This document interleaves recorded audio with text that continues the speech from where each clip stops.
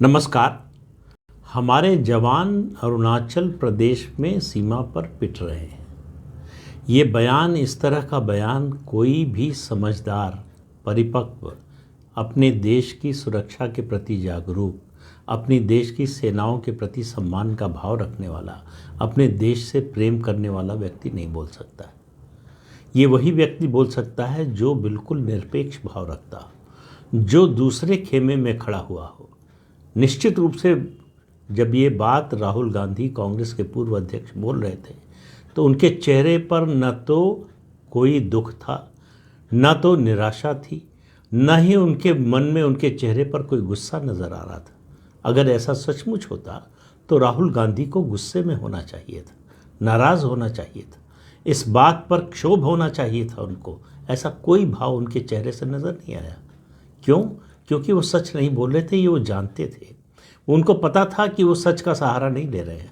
उनको पता था जो कह रहे हैं उसमें कोई सच्चाई नहीं है, क्योंकि ये बात तो चीन भी कहने को तैयार नहीं है। चीन भी ये दावा करने को तैयार नहीं है, जो हर बार जो है इस तरह की घुसपैठ में अपने को आगे बढ़ चढ़ कर अपना हिस्सा दिखाता है, अपनी अपनी जो तारीफ़ करता है, वो चीन भी उल्टा है। अगर आप मान लीजिए, मैं या आप कोई भी किसी को थप्पड़ मारे तो उस पर कितना असर हुआ, कहाँ निशान पड़ा, ये जिसको थप्पड़ मारा उसके गाल पे निशान दिखेगा या हमारे हाथ पर? तो गाल पर जिसके थप्पड़ पड़ा है उसके निशान दिख रहा है। ग्लोबल टाइम्स से लेकर चीन के जितने भी अंदर से जो भी खबरें आ रही हैं, चीन विक्टिम कार्ड खेल रहा है कि भारत हमको परेशान कर रहा है, भारत के लोग हमारे साथ ऐसा कर रहे हैं, भारतीय सेना हमारे साथ ऐसा कर रही है। और हमारे देश के राष्ट्रीय पार्टी के, सबसे बड़ी विपक्षी दल के पार्टी के नेता ये भाषा बोल रहे हैं। दरअसल समस्या ये है कि राहुल गांधी अपराध बोध से ग्रस्त है। उनके परिवार के लोगों ने जो कुछ किया है, चीन को जिस तरह से सौंपा है, 1962 की लड़ाई ये देश कभी नहीं भूल सकता। 1962 की हार का दंश इस देश को हमेशा सालता रहेगा, जब तक उससे बड़ा युद्ध हो और हमने हम जो हारे हैं वो सब वापस हासिल न करें। और जब तक ऐसा नहीं होता तब तक इस इशू का कभी क्लोजर नहीं होगा। तब तक नेहरू को जिम्मेदार ठहराने से कोई रोक नहीं सकता है। तब तक इस परिवार पर ये दाग लगा रहेगा। उसी दाग के कारण, उसी दाग के दबाव में राहुल गांधी आखिर ये क्यों नहीं बताते कि वो 2008 में चीन से जो MOU साइन किया उन्होंने, उसमें क्या था? अगर उसमें भारत की कोई अच्छाई की बात थी, भारत की तरक्की की बात थी, तो बताते क्यों नहीं? क्या ऐसा गोपनीय मामला था जिसको आज तक जो है वो बताने से डर रहे हैं या बताने से या छिपा रहे हैं? क्यों वो डोकलम के समय चीनी दूतावास में गए राजदूत से मिलने, और मिलने गए तो उसको छुपाया क्यों? वो छुप भी नहीं पाया। तो ये सब मुद्दे हैं जिन पर चीन पर बोलने का नैतिक अधिकार राहुल गांधी को नहीं है। और उसके बाद 1962 ही नहीं, उसके बाद भी जिस तरह से चीन की जो सलामी स्लाइसिंग की पॉलिसी है, उसके तहत उसने धीरे धीरे जिस तरह से कब्जा किया है, उसके बारे में भी चीन से लगी हुई सीमा पर इंफ्रास्ट्रक्चर न तैयार करने का जो तर्क संसद में उनके रक्षा मंत्री ने दिया, उस पर भी उनके पास कोई जवाब नहीं है। उनके पास जवाब नहीं है, इसलिए वो चीन के हाथों में खेल रहे हैं। चीन कोई किसी भूमि पर कब्जा करना, ये सब जो झड़पें हो रही हैं, हाथापाई हो रही है, उसका मकसद नहीं है।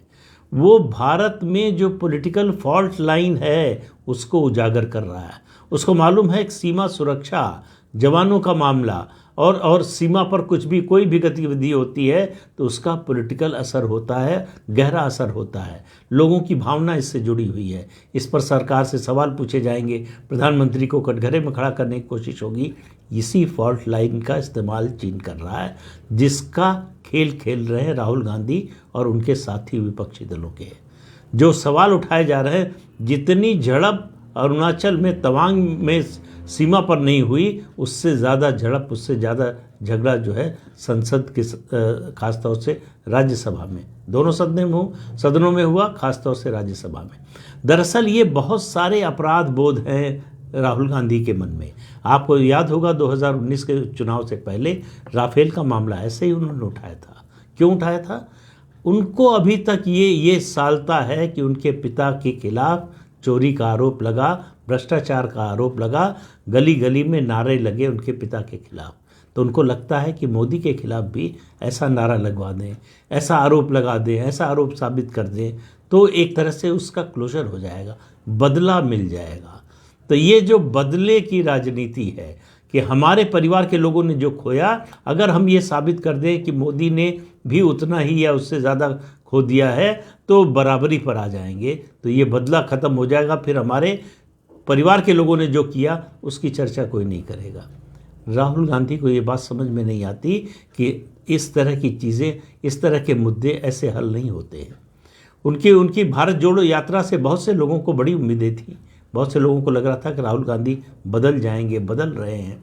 दो चीज़ें कही जा रही हैं कि एक उनका जो है पार्ट टाइम पॉलिटिशियन की उनकी जो छवि थी वो हट रही है, दूसरा पप्पू का जो ठप्पा लगा था उन पर, उससे बाहर निकल रहे हैं। लेकिन उनके बयानों से ऐसा नहीं लगता। उनके बयानों से पता चल, देखिए राहुल गांधी को कोई एडमिनिस्ट्रेटिव अनुभव है नहीं, कोई प्रशासनिक अनुभव नहीं है। उन्होंने सरकार नहीं चलाई, सरकार में कहीं रहे नहीं, सरकार के किसी हिस्से में शामिल नहीं हुए, कभी मंत्री नहीं बने।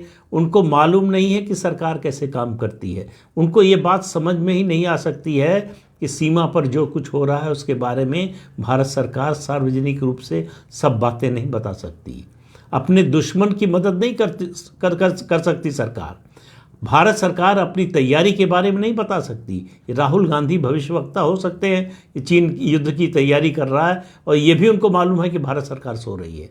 इससे गैर जिम्मेदाराना वक्तव्य और कोई हो नहीं सकता।